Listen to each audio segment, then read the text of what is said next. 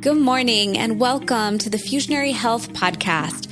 I'm Dr. Shivani Gupta, and this is the podcast dedicating to recalibrating your health every day. My goal is to help you wake up each day energized by addressing root causes and giving you new approaches to preventive health. The more we know about integrative health, the more empowered we are in building the vibrant health we want. Welcome to the Fusionary Health podcast. I have a special guest in store for you today, Ms. Kathryn Bregman. I wanted to make sure I said that right. Kathryn is here. She has an amazing podcast called Badass Fertility. And I was on her podcast a long time ago, and I reached out to you because the topic of fertility, I think, is so important. I think it's one of those topics that's going to become more and more prevalent. I think it's extremely important that we talk about it. And I find that more and more women are experiencing it. I know so many women who have been on this fertility journey, working on all the things they have to work on to get pregnant. So welcome. Thank you. I am so happy to be here. It's really an honor to be on your show and to have an opportunity to come and share, about what I do and how I help women who are struggling to conceive. Awesome. Perfect. So will you share your story and what got you to what you teach now? Sure. Okay. So let's see. Do we want the long version or the short version? Let's do the short version only because we have so much to share. So much to go on. Yeah. Okay. So I will say this. I got married at 36. And at that point in time, I was honestly already worried about getting pregnant. And in hindsight now, I'm 44, and I can look back and be like, oh my God, Kathryn, you were like a spring chicken, no reason to worry. But I was worried. And I think that, I bring that up as a point of reference because so many women that I work with and who I see, in the world, we're also worried about our quote unquote biological clock, yes. Right? And it doesn't matter. I have a client who's 31 years old. She's worried about her biological clock. I have a client who's 43 years old. She's worried about her biological clock. I've worked with clients as young as 28 who were worried about their biological clock. Sure. So it's as much as there are, of course, physical components to conception that can change with age, sure. There's also an element of socialization and a sort of cultural expectation of women that we internalize, whether it's, explicit or implicit, but we absorb it, by being alive. And I was very much in that state when I got married. So I was like, all right, let's do this. Let's get pregnant, right? And it was funny because we tried for a couple of months, and the first time we used an ovulation kit, the first time I actually tracked my ovulation, we got pregnant. And then I miscarried that pregnancy a couple of weeks later, and I did not get pregnant again for 3 years. Wow. And that began a very long, arduous journey of real suffering, darkness, depression. Sure. Really, broke open so many parts of me that I, in hindsight now know needed to address and heal. Sure. Even though if you asked me at the time, I would have said, I am healthy, I eat well, I'm balanced, I'm all, I've done all the things, blah, blah. But there was so much there that had not been addressed that was blocking me. Sure. And one of the reasons that I got into fertility coaching is because I found that it was coaching was the transformative thing for me. Wow. And the reason why is because when you begin to struggle to conceive, it's not like so many other, I'm going to call them a physical ailments. Sure. Because there's a whole emotional component involved that extends into your very identity as a woman. Sure. Right. And as a result, and people don't really understand it, like you were saying that,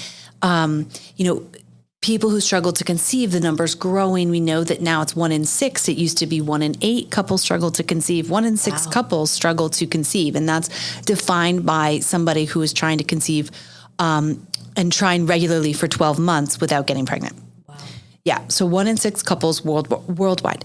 So it's a growing phenomenon, but it's very much misunderstood. Yeah. And as a result, there is so much emotional isolation and baggage that comes with that experience. Sure. And not only that, but I mean, we're on an integrative health podcast. So I will say for myself, for sure, I mean, it was a mind-body thing.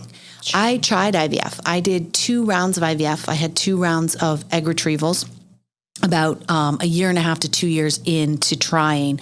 We had done everything. We had tried acupuncture. We tried supplements, I was literally taking 20 supplements a day. Wow. I'm not even kidding. Like 20 supplements a day. Sure. And in hindsight, like what I have learned is most people, I mean, maybe 5 would have been reasonable, but 20 was like beyond, because I was taking supplements recommended by my IVF doctor. I was taking supplements recommended by my acupuncturist. I was taking supplements recommended by somebody else who I can't even remember at this moment. And it was just like so many. And so, I just lost my train of thought for a moment. But the point is that when I did the egg retrievals, I had 2 egg retrievals. Both of them resulted in no genetically normal eggs. Okay. And at that point in time, I really reached my lowest low. And that was when I started to get help in the in mindset. Sure. And once I started working on mindset, everything about the way that I was living my journey started to change. I started to become more open to just believing in myself, trying things that felt right to me instead of just doing what my doctor told me. Like if I had never worked on mindset, I probably would have tried to do IVF 3 or 4 or 5 or 6 more times because I would have thought like, that's the only way. That's what you have to do. And I was so determined, and that's what happens with so many of the women I work with. We're so determined like to make this happen that we feel like we have to sacrifice ourselves, sacrifice our bodies, sacrifice our mental, emotional, and spiritual well-being in order to become moms. And the truth is, it's actually the opposite. True. The truth is finding your anchor in the storm is the way that you persevere through this problem. Sure. Right. And so that really empowered me, and I was able to start, doing a lot of different things. And so just to kind of give a little bit of a laundry list for anyone who's listening who is struggling to conceive. If you're like, well, what was her problem? So my problem, was I was diagnosed with endometriosis. Okay. I had elevated what's called natural killer cells, which is basically like elevated white blood cell count, which means that if I was conceiving, my body might fight it off like it was a virus. Sure. So I was in like hyper alert, right? Yep. Really what I would now look back on and say it was all related to inflammation, which I know we have talked about before. Yep. But okay, so I had endometriosis, elevated natural killer cells. I was diagnosed with having like old eggs. So I had, my AMH levels were off. My FSH levels were off. I was told that, the age that I was testing at was older than my biological age. Okay. I have a thyroid condition. I actually had thyroid cancer when I was in my early 30s. I was diagnosed with that and I had my thyroid removed. Wow. So that was also just a factor in everything, right? And I had a history of miscarriage because I had 1 miscarriage. Okay. So those were like the major factors that led people to say, you've got to do IVF like right away. Sure. And once I started working on mindset, I really opened up to this idea of like, you know what? I can start doing things that I never thought I could do before. Like I thought that I was trying. I thought like, well, I'm going to drink less coffee. I'm going to like do, really only have 2 glasses of wine a week, whatever it was. But really there was something else going on that my body needed. It needed like a real overhaul, but I didn't have the confidence or the real belief in myself that I could do it. And it wasn't until I like, quote unquote, failed at IVF that I was like, I can't do this. I have to try something else. So I started working with a trainer, and I started doing like really intensive exercises to help kind of balance my hormones. I did a major overhaul of my diet. I'm not recommending these as things that other people should do. Sure. But one thing, I was talking with a woman actually on my podcast the other day, and we were saying how I had to do like seriously high intensity interval training to get like physically in the right place. And she had to meditate and do yoga. And the reason why was because she was always doing all the high intensity interval training and I was always doing all the yoga, you know? So it's it was like the medicine is the opposite of what you're doing. Yes. And I find oftentimes in women's health, that is the kernel and that is the truth, is because we're all wired so differently and we all approach our health, but also big transition points like this so differently. And so I'm curious with you, as you've gone on this journey, it sounds like you went through a really hard time. I mean, 3 years of struggle is a really long time to constantly and consistently be told, no, it didn't work. No, it didn't work. And I can only imagine how tough that period was. And I see that a lot around me is a lot of women come to me with Ayurveda once they've already tried everything. Like it's usually the last door. And when it comes to integrative health, people try their chiropractor, acupuncture, naturopath, homeopath, Reiki, medical massage, like name 5 others that could exist that I did all those. Think of. And then all of a sudden you're like, well, this girl teaches Ayurveda, maybe I'll try it. And recently I have a story where a young woman, she had gone through 5 to 6 rounds of IVF trying to conceive her child. She came to me for help and I gave her Ayurvedic supplements, Ayurvedic support, and told her, look, if you just reduce inflammation, usually that's like my first go-to. Let's reduce inflammation just as a trial and then see what happens. And in her case, it worked. And she's pregnant. And I said, please keep me in the loop and send me the pictures because I feel like I was part of the journey. And for myself, I was pretty lucky in that I conceived my first one within a few months of being ready and trying. I had a miscarriage between my 2 children, which was really rough and unexpected. And then I had my perfect second child, and I'm very done with the 2 that I have. I feel very complete. But I look around and I think to myself, and I've had this conversation with many women, if I hadn't had my kids the way I wanted to, which was 2 kids about 3 years apart, what lengths would I have gone to have those children? Any length. Any length. And it's interesting because nowadays as women, we're wired to do, be, achieve, fight for what we want. And so it's interesting how we take that same perspective and attitude and bring it to this thing when this one thing called making a magical baby might be the one place where we have to surrender. Oh my God. Yes. And we have to let it go. And I think that work is probably the hardest work. So will you share? Absolutely. I mean, you seriously just hit the nail on the head there. And I was actually just talking with another really amazing fertility coach and the other day, and we were commenting on how there is this very common sort of archetype of woman who is, and it's not to say, I mean, women who struggle to conceive come in all shapes, sizes, you name it. It's, you know, there's a woman out there who is struggling to conceive with those characteristics. But like you said, I'll phrase it this way. The qualities that we bring to the struggle are the ones that we have been raised to think are the qualities we need to overcome adversity. So it's, I'm going to push as hard as I can. I'm going to work as hard as I can. I'm going to sacrifice as much as I can. I'm going to keep going until I'm exhausted because I can't stop until I reach the finish line. And so what I call that when I'm coaching is we talk about a lot about being in the masculine and being in the feminine. And that a lot of the time, you know, we're raised to succeed in school and in the workplace by being very much in the masculine, goal-oriented, rational thinking, using deductive reasoning, coming up with a pro and con list, and then following the thing on the list that makes the most quote unquote sense, right? And in contrast, the feminine side is the side, honestly, that is the conception side. It's about receiving, right? It's about connecting with that sort of higher intuition, that higher knowing that doesn't always subscribe to logic. It's the instinct to like take a different route to work today. And then later you find out there was an accident on your normal route, just as sort of a generic example. Yeah. But it's connecting with that feminine side that is so incredibly powerful when it comes to conception. That's so cool that that's what you're teaching and part of what you teach. Yeah. Because I do find that we eventually all need to find our place with that. Yes. And as an entrepreneur, I can honestly tell you, I worked in my masculine for a really long time. And then finally I was like, you know what? It's not working. It's just not working. I worked my company one way for 6 years and it never worked. And finally I was like, let me just try it differently. And now everything's working better. House and home is at more peace. Yeah. My connection to my children is different. My approach to motherhood is different.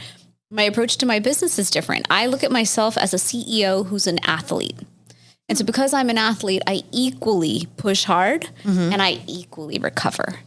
Ooh. And in that recovery, I love that. That recovery is the magic. Because that's the recharge. Yes. And could I just bust through like a bull and try to work 24/7? Sure, but it's not sustainable. So coming back to this topic of fertility, it's interesting that you bring it up because are we as a society of women, and of course not all women are the same, but are we as a society pressuring women to do their best, be perfect in every area of your life? And thus, when you hit this transition point, all of a sudden you just expect to walk right through the door. Yeah. And the minute you can't, you're like, wait a minute, what do you mean? No, I've always gotten great grades. I've always been a hard worker. I've always wanted this. And you just start banging against this brick wall door, not understanding that you could have just walked around it. You could have just tried a different way. Not that it's that easy. Right. But you could try a different route. Yes. And I think what you really are articulating a very interesting paradox within this whole fertility journey, right? In life in general, but just framing it within the fertility journey, which is that, yes, on the one hand, we cannot approach getting pregnant the same way we approach getting a PhD, right? Like you don't get to set, some people do, some people get to just conceive, and sometimes we hate those people, right? Yeah. Understandably. But at the same time, we love them. Yeah. And the truth of the matter is that for most women who I work with, once they have their babies, they can look back and say, this journey made me a better person. It made me a better mom. It made me more connected to a part of myself that I was not living in connection to. Sure. And that part is, like we're saying, the feminine, right? And so what's tricky though, and I think that this is the real nuance where coaching starts to become a very valuable tool, is how do I say, okay, I'm going to live in my feminine, I'm going to surrender, but like, what the fuck does that mean? True. Am I just supposed to be like, okay, I'm not worried about it? Because the one thing you don't tell a woman who's struggling to conceive is, oh, don't worry about it, just relax, it'll happen, right? Because that's not really acknowledging the truth of what's going on either. If I had just like tried to relax, I don't know if I would have my daughter, frankly.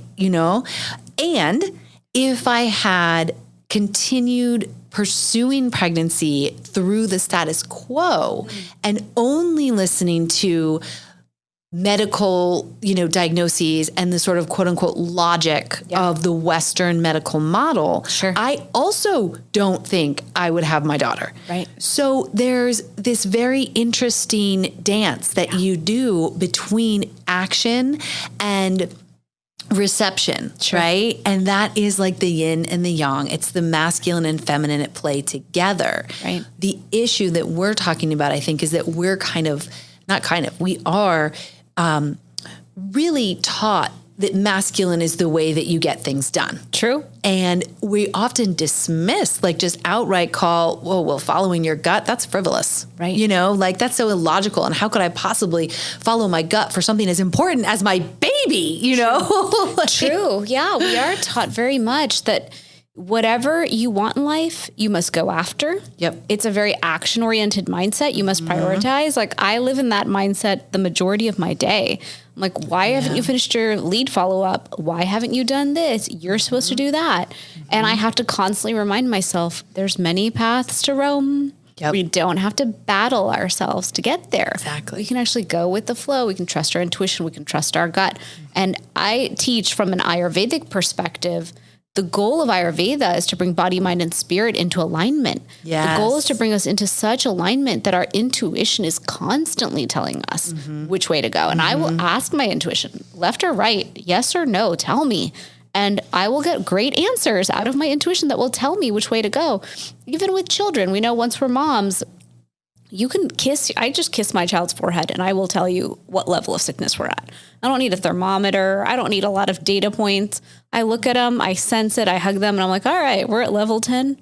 We got to call in the troops. Right? This one's going to go down real fast. And lo and behold, yes, like we're full blown for a week, going to be knocked out with this kid. So it's just, it's an interesting thought process. So my next question for you is, because I do see so many women around me go through this journey of, okay, I want to conceive, let me get healthy.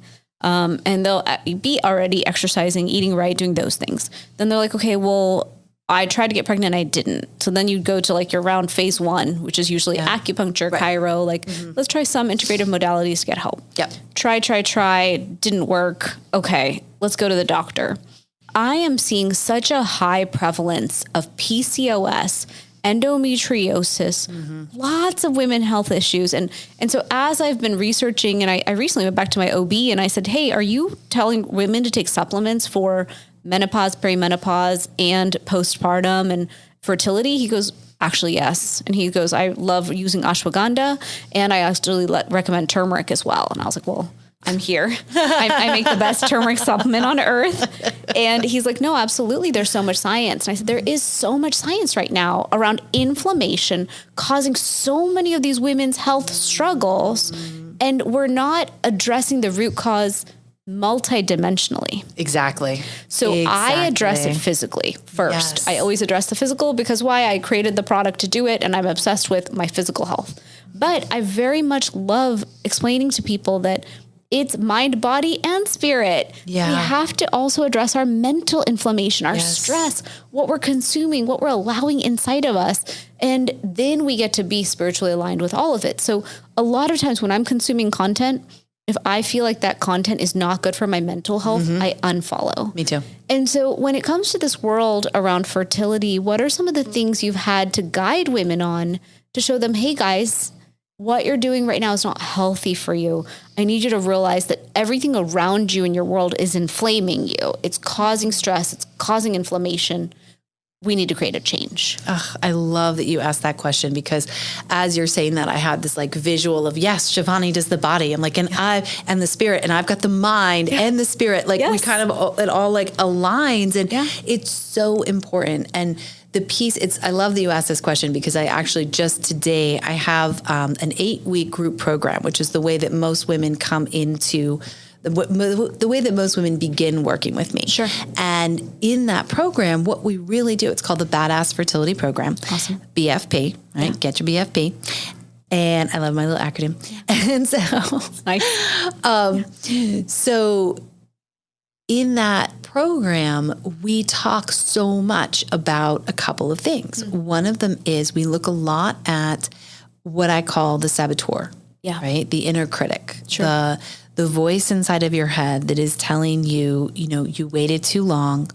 Yeah. You should have started trying sooner. Sure. You sabotage your fertility because of the binge drinking you did in college, like whatever it is, whatever that voice is, that's an inner saboteur. So we start the program. One of the first things that we do is we start really trying to unearth those negative voices that just come up in our heads. And a lot of the time they have to do with,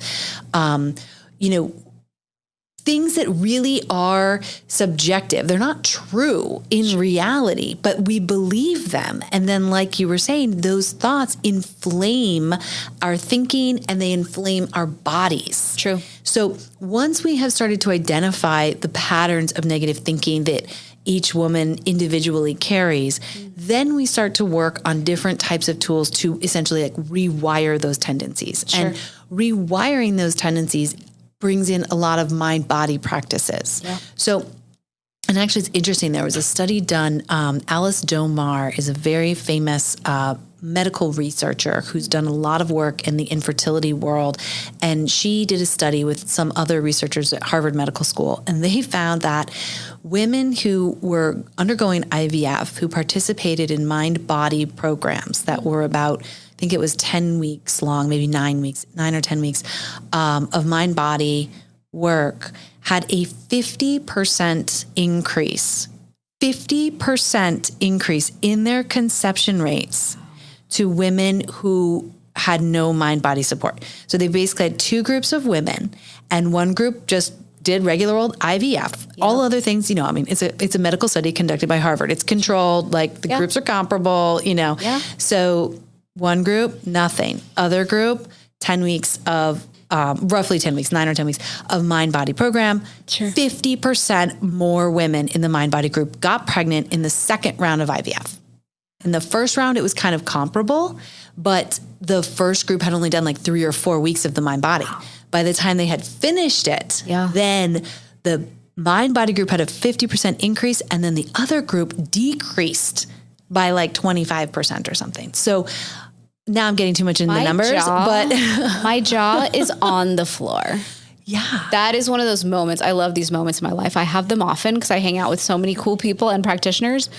What the F? Like, that's insane. How can every IVF doctor not just have like TV and science everywhere around all the mind-body programs that exist? I mean, you could do yoga on Peloton program every day. You could go to yoga teacher training. I did yoga teacher training in 2020, and it was the best gift I ever gave myself in my life. I'd love that. But you could do any spiritual or mindset or health integrative study during that time that keeps you focused on all the good, all the positive, keeps all the happy hormones going, keeps you focused on your alignment, not on the misalignments around us in the world. Right. And all of a sudden, this thing that is so expensive and arduous, and I've never gone through it, but it sounds painful. Oh yeah, it's physically painful. Absolutely. Could have a 50% better success rate. I know. That's an insane fact. Yeah, it really is. It really, really is. Wow. It's insane. I can't think of any woman who I know who went through IVF who did that. Wow. I never thought about it. Like, wow. Because for me, that world of studying mind-body practices, it's all I do. Like, all I do is read about integrative medicine and health and Ayurveda. And I'm studying my work because I teach my work and I live that work. But wow. Yeah. What a powerful stat. Thank you. Oh, you're welcome. My pleasure. I'm happy to share it. I mean, it's so important. It's so important. And what's interesting, though, I think, too, about fertility is that also isn't to say, like, oh, meditate and you'll be okay, right? Or go do this and you'll be okay. Because I know for myself, I always come back to my experience as the measure of what I am going to offer other people, and of course I have an extensive training and background and all of that, but I'm always looking at, what's interesting to me is I did like the 30-day meditation to improve ovulation, and I did all of the things, and it didn't do anything, until I started to really believe in myself. Yeah.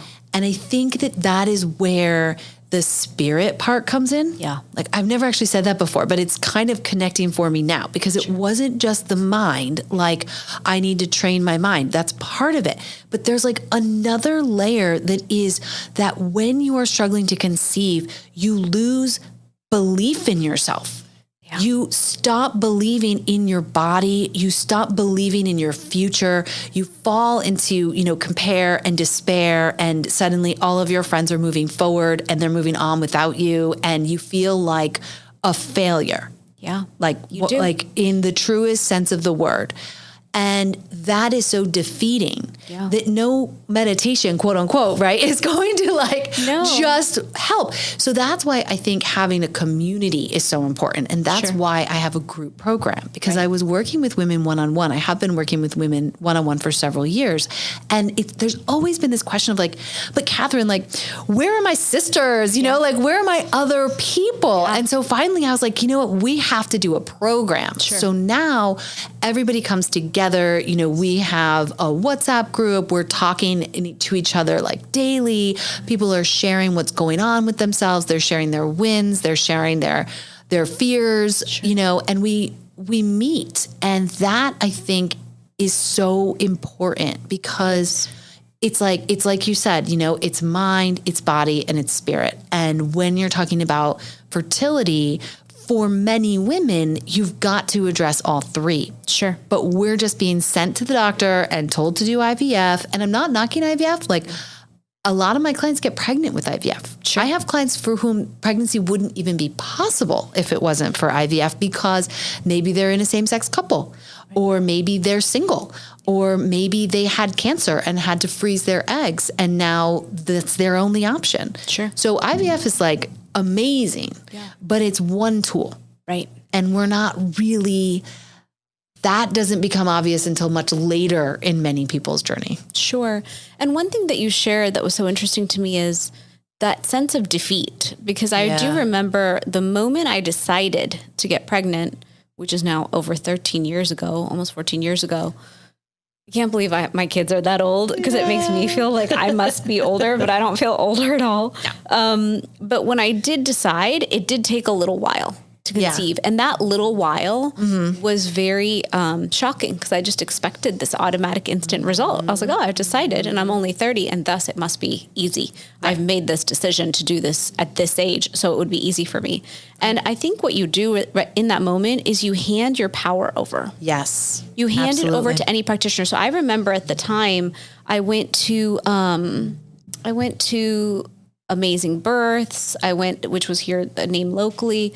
I went to an acupuncturist who is amazing, Dr. Susan Schiff, who's known for fertility and pregnancy. I love her. She's amazing. I went to her too, actually. So she really educated me a fantastic. lot. She goes, settle down. Just settle down. She's like one of those practitioners who just says it like it is. And I need practitioners like that in my life. Yeah. All my practitioners know. Yeah. Just be direct. Be really direct with me. And I have such a strong personality around my health that, like, unless you have a really cut to the chase attitude with me that disarms me, I'm going to keep doing my plan. So disarming. And I was like, all right.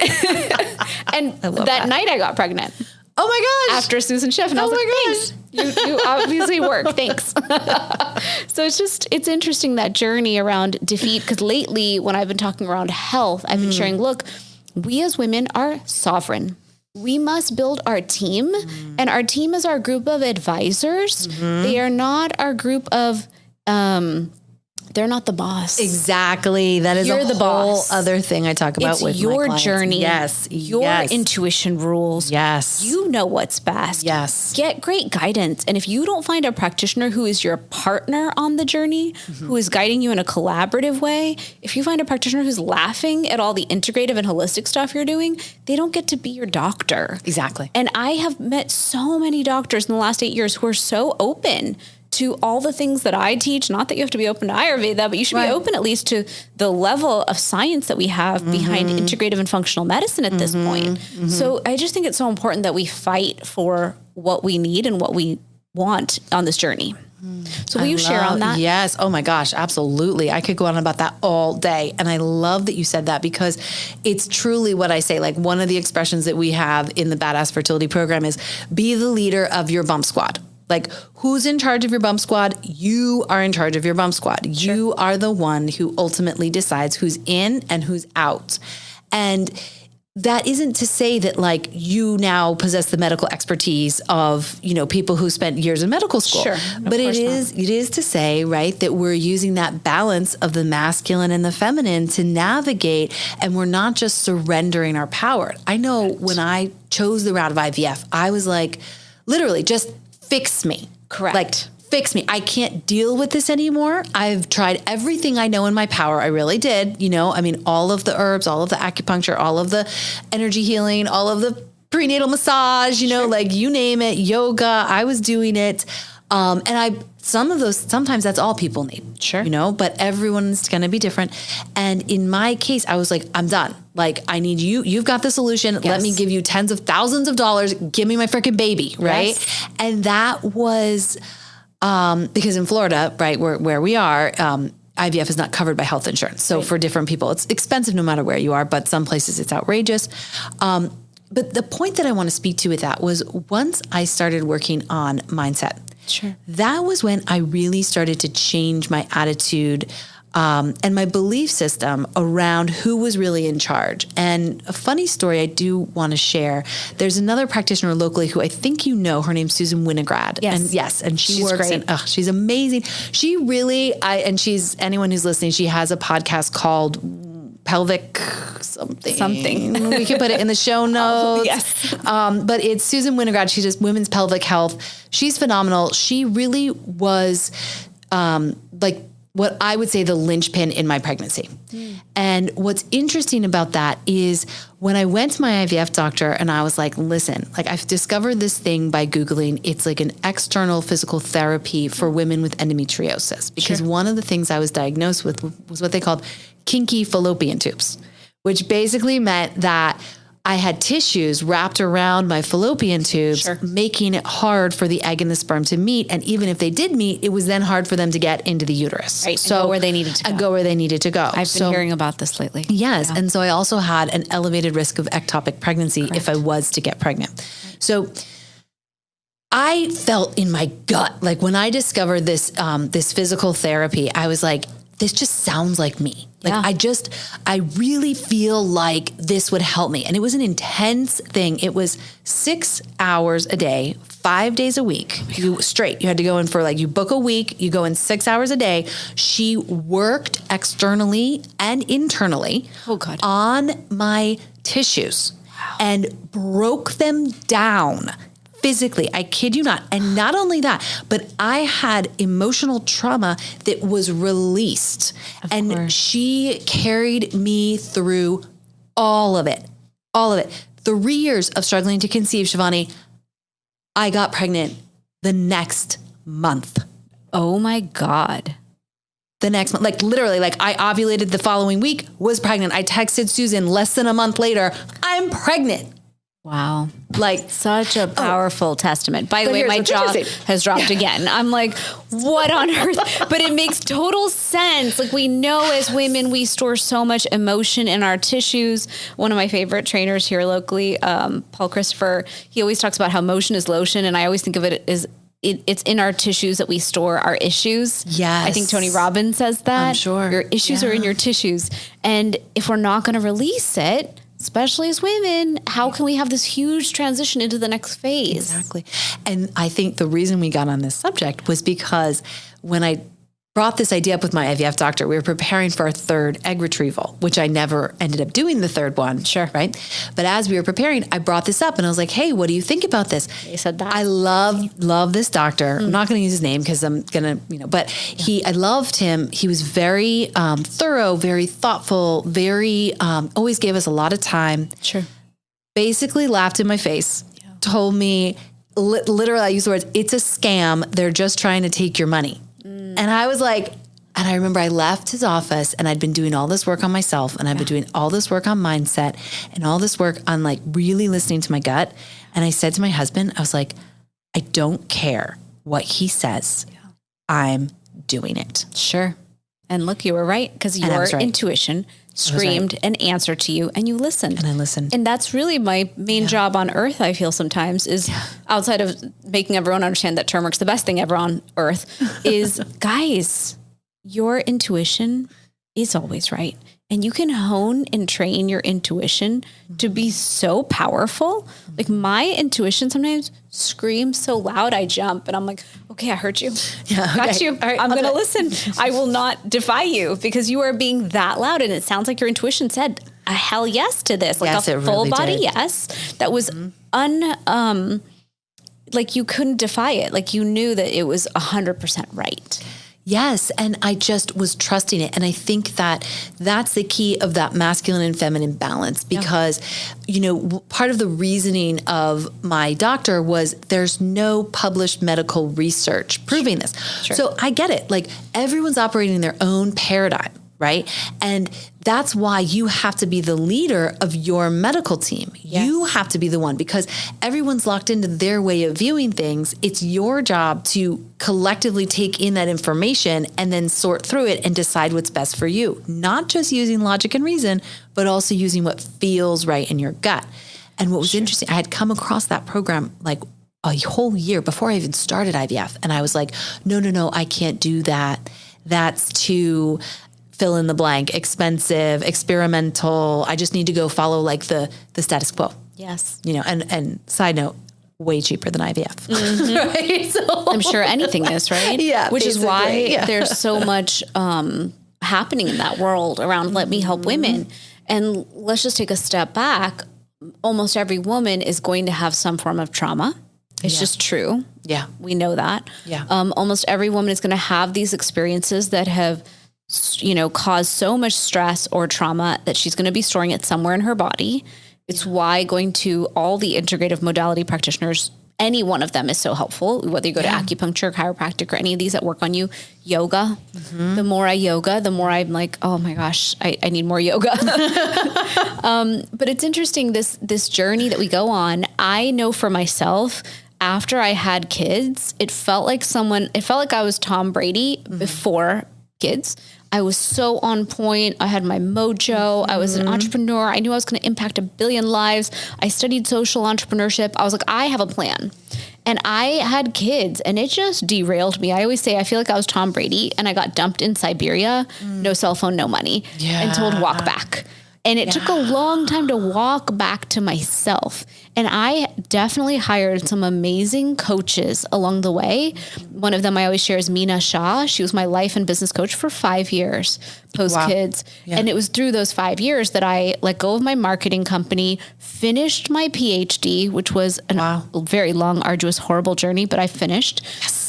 Finally, and crossed that finish line and then built the company of my dreams. So I'm the biggest fan of hiring a coach, finding the right coach for you at the right moment. Yes. Because sometimes you actually need someone to hold your hand and walk you across the lines that you could, but you just can't in that moment. Like you need the support. And like you said, fertility is quite a complex journey. Oh yeah. Yeah. You're trying to navigate it. So I can completely see how as women are going through it, it makes sense to find the coach who can say, hey, actually, you're going to encounter a lot of brick walls here. Let's talk about what those are. Mm-hmm. A lot of them are actually within yourself. Absolutely. Let me show you a different way to approach this journey that could hopefully get you there faster, but also bringing it back to the beginning. You said you as a person are going to change, and you as a mother need to learn not to hand your sovereignty over and your power over, because you in the end will need it the most. And how true is that? So true. As a mother, God, we have to be mama bear. Oh my God. We have to be the center of that universe for these children. And why would you before that go through a whole journey of handing your power over? Exactly. Yeah. That's so well said. It's so true. It's just absolutely true. Well, I love this conversation we've had. Me too. You made my jaw drop twice, which I'm like, oh my gosh, I didn't know that. Like every woman, we need to scream that from the rooftops that they could have better outcomes. Mm-hmm. So will you share with us any last final thoughts and then share how people can find you? Of course. Let's see. Final thoughts. I mean, I think just to wrap this up, really to hit home on the idea that when you are struggling to conceive, for so many women, it is not just a physical thing. And the more we open ourselves up to looking at the mind, the body, and the spirit, the more we can align and navigate the journey so much more smoothly. Yeah, absolutely. And how can people find you? Well, learn more. Oh, absolutely. So if you check the show notes, I do have a link to my Instagram account, which is Badass Fertility. And there's also an ebook for anyone who is struggling to conceive. It's 3 surprising habits that are blocking fertility. Sure. And it talks a lot about many of the topics that came up in this conversation today, but it'll take them a little deeper and give you some practices and ways of thinking about your journey that will help you to change it for the better. Perfect. Awesome. And so your Instagram is Badass Fertility. Yes. Awesome. Mm-hmm. And your website? badassfertility.com. Easy. Perfect. Okay, beautiful. Well, thank you for coming on the podcast Thank you today. so much for having me. I really appreciate it. This is a topic that's near and dear to my heart. Years ago, I wrote a book called The Conscious Pregnancy because I wanted to share with the world how to have an Ayurvedic pregnancy, how to take care of ourselves postpartum. And one of my editors who read the book said, this is actually a book on fertility. Like, we could have applied all of this pre-pregnancy. And I said, yeah, you could have. I just wanted to change our perspective on when we're pregnant, how we treat ourselves. And Ayurvedic self-care can be such a powerful tool. So thank you so much for joining me on the podcast today. Thank you for having me.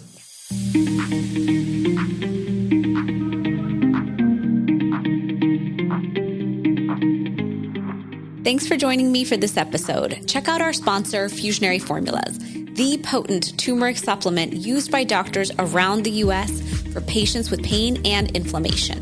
www.fusionaryformulas.com. I'm your host, Dr. Shivani Gupta. For more, visit shivanigupta.com.